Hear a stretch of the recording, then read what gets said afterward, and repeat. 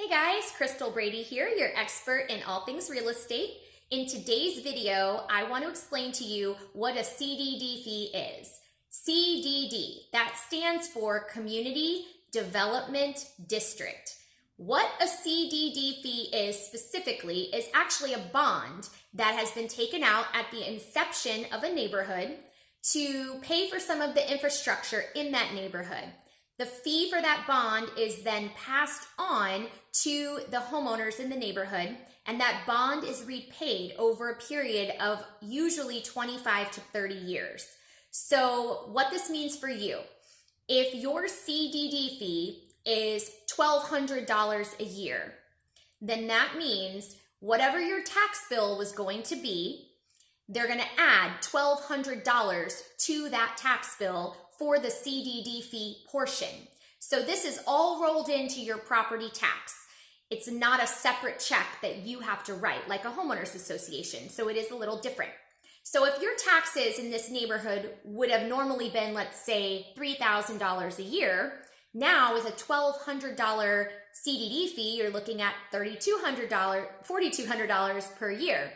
So that's going to be how it translates to you as a buyer. So had you purchased in a non-CDD community where that tax bill was $3,000 instead of $4,200 in the CDD neighborhood, obviously that's going to be about $100 a month for you as a buyer in additional expense. So when we sell real estate, we do disclose whether or not there is a CDD fee, and then we also disclose the amount of that fee. However, I just want you to know the amount of that fee is added to your tax bill. It's not a separate payment, but it does obviously increase your overall obligation and your monthly payment, which is why we disclose the figures.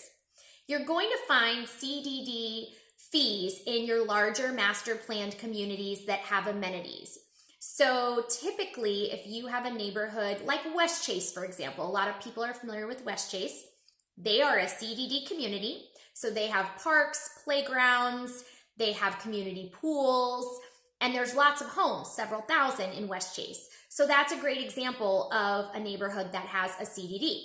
Those are the kinds of neighborhoods you will typically find them in. I will also say they've become a lot more common in the last 10 to 20 years. So if a home was built prior to the last 20 years or so, it's probably not going to have a CDD fee. There's one more thing I want to address with CDD fees specifically.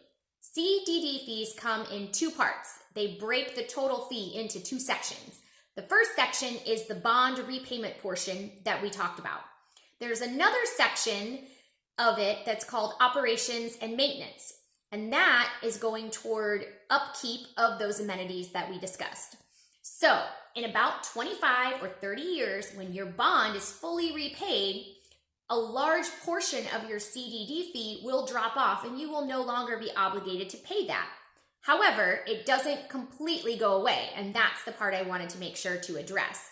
The operations and maintenance portion of the CDD will continue because we have to continue to maintain those parks and playgrounds and amenities, so they need a little bit of a budget to do that on an annual basis.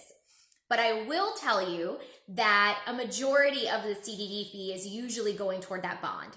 So a lot of times I'll see operations and maintenance portions that are $200 to $300 a year.